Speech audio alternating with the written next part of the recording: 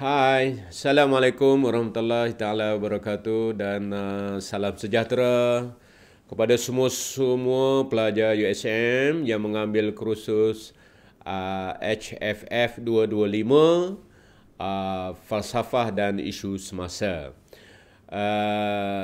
Saya mengharapkan semua pelajar berada dalam keadaan sihat sejahtera walaupun negeri kita sedang dilanda dengan ancaman COVID-19. Jadi berbalik kepada tugas utama kita pada hari ini ialah meneruskan kuliah HFF 225 ini yang telah diteruskan oleh rakan-rakan saya yang lain dalam kuliah sebelum ini.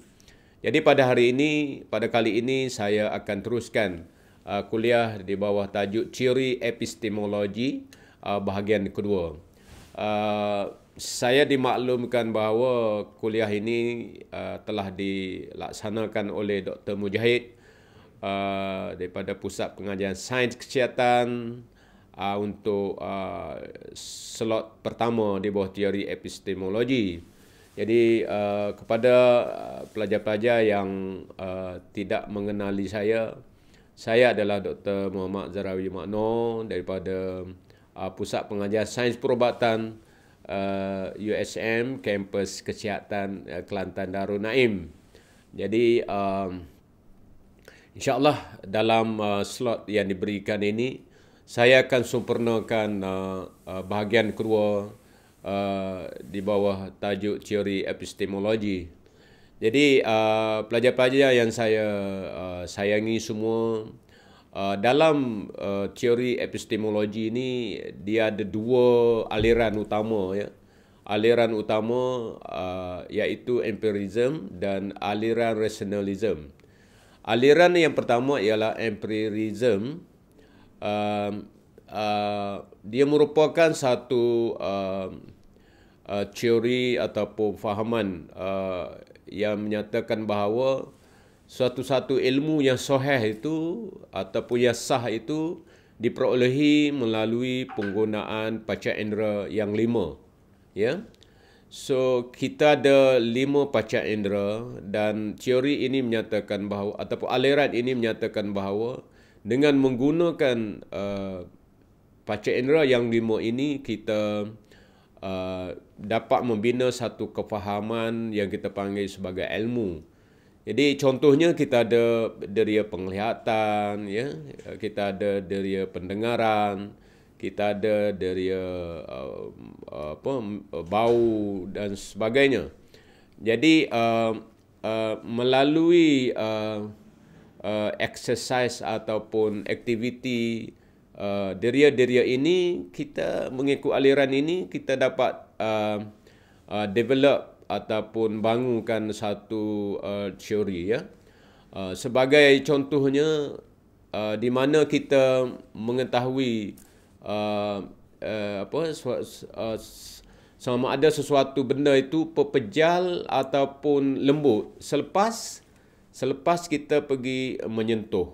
Jadi deria sentuhan yang ada pada kita itu kita guna dan kita dapati bahawa satu-satu benda itu kita buat kesimpulan bahawa satu benda itu keras ataupun lembut melalui sentuhan.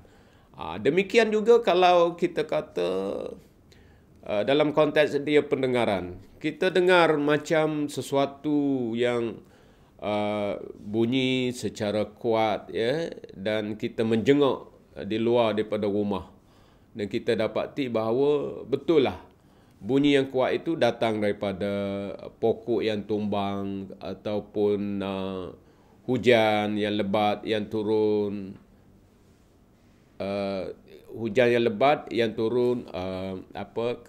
Atas kita punya rumah, kita punya bumbung. Jadi aliran empirism ini menyatakan bahawa sumber ilmu adalah melalui deria. Itu aliran yang pertama. Kemudian kita berpindah kepada aliran yang kedua, iaitu rationalism. Teori rationalism melihat bahawa dia macam mengkritik lah teori aliran pertama ini, sebab dia kata satu-satu ilmu diperolehi melalui kewujudan ataupun disahkan oleh ilmu akal yang kita panggil rasional, ya. Sebagai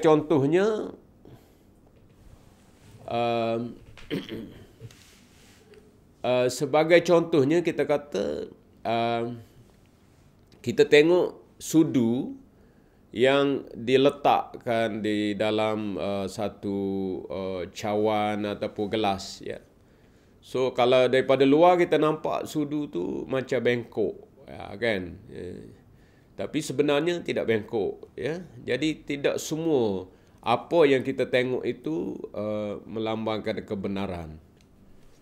Rasionalisme ini menggunakan sifat akliyah di dalam perjalanan teori dia, dalam membenarkan teori dia, sifat akliyah, iaitu yang menjadi asas dan tonggak bagi fahaman rasionalisme. Jadi dia agak berbeza dengan teori pertama ataupun aliran pertama tadi, yang menyatakan bahawa ilmu terbit daripada diria. Ilmu dapat daripada penggunaan ataupun aplikasi diria yang ada pada kita. Tetapi teori rasionalisme ini menyakal pandangan itu dan menyatakan bahawa diria kita kadang-kadang boleh menipu kita. Misalnya, kita guna deria mata untuk melihat satu contoh yang saya sebut tadi, saya nak sebut balik. Bagaimana sudu yang diletak dalam satu gelas yang gelas kaca, dan daripada luar kita nampak sudu itu bengkok. Ya. Sebenarnya sudu itu tidak bengkok, lurus macam biasa aja. Jadi ini kita katakan bahawa penglihatan ini tak semestinya memberi kebenaran. Ya. Jadi itulah yang dipercayai oleh teori rasional. Sedangkan hakikat sudu ni tak bengkok, cuma kelihatan bengkok. Jadi bagi pihak rasionalis, mereka menyatakan bahawa deria ini tidak semestinya memberi gambaran sebenar tentang apa yang ada dalam alam.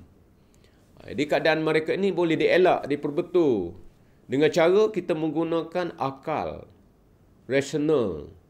Akal yang sebenar ni boleh memberi kita ilmu dan kebenaran yang sejati. Ini dia punya pandangan di bawah aliran rasionalisme. Penekanan mereka menunjukkan bahawa mereka mementingkan akal. Akal sangat penting dalam penghasilan dan juga pengesahan satu-satu ilmu ataupun maklumat yang diterima. Akal ni maksudnya akal yang rasional lah. Sebagai contoh lain, umpamanya kita mengkritik dengan cara rasional akal kesilapan satu teori, dan ini membolehkan kita mengukuhkan satu teori yang baru. Berdasarkan kelemahan terhadap teori-teori sebelum ini, kita keluarkan sesuatu yang baru yang lebih tepat, yang menggunakan hujah-hujah yang diperoleh secara rasional. Inilah fahaman rasional. Baik, sekarang saya dah bincang dua aliran utama dalam teori epistemologi. Pertama, empiricism, dan yang kedua, rationalism. Sekarang saya nak berpindah kepada teori lain. Ada tiga lagi teori. Teori coherence, teori correspondence, dan teori pragmatik. Jadi insyaAllah saya akan bincang satu persatu. Ya. Jadi saya mengharapkan supaya pelajar terus memberi perhatian, ya, fokus kepada khususnya kepada tajuk yang akan saya bincangkan nanti. Teori koresponden, dia adalah dikenali juga sebagai teori kebenaran. Kebenaran kesepadanan. Ini teori koresponden. Maksudnya ialah kebenaran satu penyataan ataupun ayat itu akan ditentukan, ya, sama ada apa yang dinyatakan oleh ayat itu atau kenyataan itu sepadan ataupun serupa dengan apa yang dapat di luar di sana, iaitu hakikat yang terdapat dalam alam maya. Ada statement mengenai suatu perkara, suatu ilmu. Kemudian adakah statement itu sepadan dengan apa yang di luar, yang sebenar berlaku di alam maya? Kalau dia sepadan, inilah betul mengikut teori koresponden. Kalau dia tak sepadan, teori koresponden tak boleh pakai di situ. Jadi sama ada hakikat itu adalah seperti mana digambarkan oleh penyataan itu. Kalau hakikat sama dengan penyataan, maka dia boleh diterima sebagai satu ilmu mengikut teori koresponden. Contohnya, ya, saya bagi contoh bagi untuk memudahkan pelajar semua faham. Katakan saya buat satu penyataan bahawa sekarang ini ya, sempena musim tengkujuh di pantai timur. Let's say lah, sekarang ini hujan sedang turun dengan sangat lebat di dewan kuliah kita, di luar rumah kita. Jadi ayat ni dianggap benar mengikut teori koresponden kalau apa? Kalau hakikatnya di luar sana pun berlaku hujan. Hujan tu sedang turun. Baru dia boleh mengesahkan statement yang menyatakan bahawa at that time hujan lebat sedang turun. Jadi kalau tak boleh ditunjukkan melalui tidak ada kesepadanan antara statement dengan realiti, maka mengikut teori koresponden itu bukan ilmu. Itu bukan bukan maklumat yang betul. Baik. Tapi sekiranya ayat menyatakan bahawa hujan yang sedang turun di luar sana itu tak sama dengan hakikat sebenar yang berlaku. Maksudnya di luar sana tak ada hujan pun. Maka ayat ini menyatakan bahawa sekarang ini ayat yang menyatakan bahawa sekarang hujan sedang turun adalah palsu. Itu kata teori koresponden. Jadi di situ kebenaran suatu dakwaan, satu ayat atau pernyataan bergantung kepada sama ada persamaan atau tidak dengan hakikat yang terdapat di luar sana. Jadi itu dia teori koresponden. Kemudian kita berpindah kepada teori yang kedua, iaitu coherence. Coherence ataupun teori keselarasan. Pelajar-pelajar yang saya sayangi semua, dari segi definition, teori koheren ini merujuk kepada kriteria ataupun ciri-ciri yang digunakan untuk menentukan sama ada pernyataan itu benar ataupun palsu. Kalau koresponden menyatakan suatu benda itu sebagai ilmu ataupun maklumat, jika ia sepadan dengan apa yang didakwa, dinyatakan. Tetapi teori keselarasan atau koheren melihat kepada kriteria digunakan.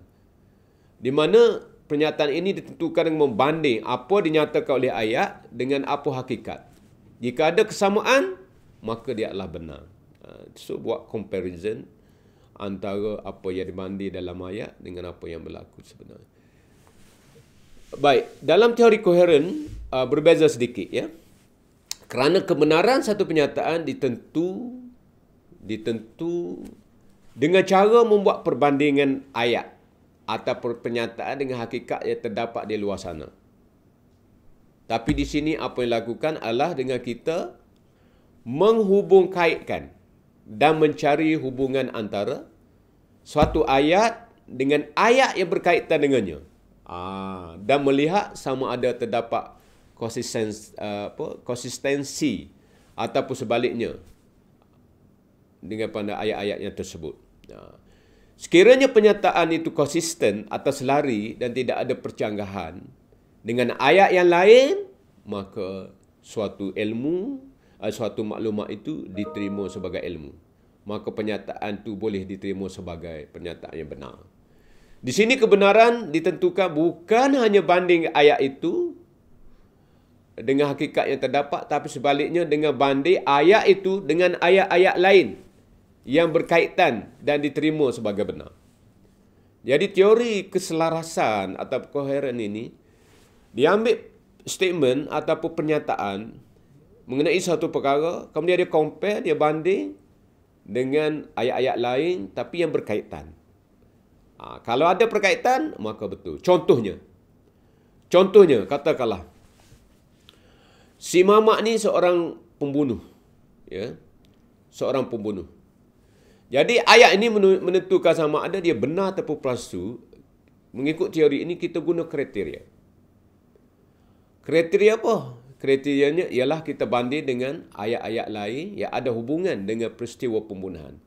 Contoh, ayat atau pernyataan seperti ada cop jari, ada kesan jari pada senjata yang digunakan dalam pembunuhan itu. Jadi ayat ini katakanlah sudah diterima sebagai benar, maka bukti menunjukkan bahawa ada cop jari terpahat pada senjata yang digunakan. Jadi ayat Ahmad sebagai pembunuh adalah ada persamaan dengan ayat menyatakan bahawa ada cop jari pada senjata yang digunakan. Jadi kita lihat di sini bahawa kenyataan seperti Ahmad adalah pembunuh dan kenyataan jarinya terdapat pada senjata itu tidak ada percanggahan. Maka Ahmad lah yang disabitkan sebagai pembunuh. Jadi dia selaras, konsisten antara kedua-dua ayat tersebut. Jadi dengan ada keselarasan antara ayat yang menyatakan bahawa Ahmad pembunuh kepada si mati dan juga ayat yang menyatakan bahawa ada kesan cop jari yang ada pada senjata yang digunakan untuk bunuh, maka mengikut teori ini barulah dia disahkan ataupun sahih. Baik, itu dia teori. Dah dua teori, dan teori terakhir untuk kuliah saya ini ialah teori kebenaran pragmatik. Teori kebenaran pragmatik ini ialah dia merujuk kepada sesuatu tindakan yang kita lakukan itu berasaskan konsep yang digunakan dalam ilmu sains misalnya, dapat menghasilkan sesuatu yang praktikal atau nyata. Jadi kalau suatu ilmu yang kita bina, maklumat yang kita terima, dan daripada maklumat itu boleh menghasilkan sesuatu yang praktikal dan yang nyata dan mempunyai kegunaannya, baru dikira sebagai ilmu. Ini teori mana kata? Teori pragmatik. Kan? Maksudnya tindakan membawa kepada tindakan yang berkesan. Ya? Contohnya dalam teori sains seperti teori atom. Untuk mengetahui suatu kenyataan yang berhubung dengan teori atom ini adalah benar atau tidak, maka kita lakukan eksperimen. Contohnya berasas kepada teori tersebut. Jadi eksperimen yang dibuat berdasarkan ilmu yang adalah teori atom menunjukkan ada kesamaan, maka boleh dikira sebagai ilmu mengikut teori pragmatik.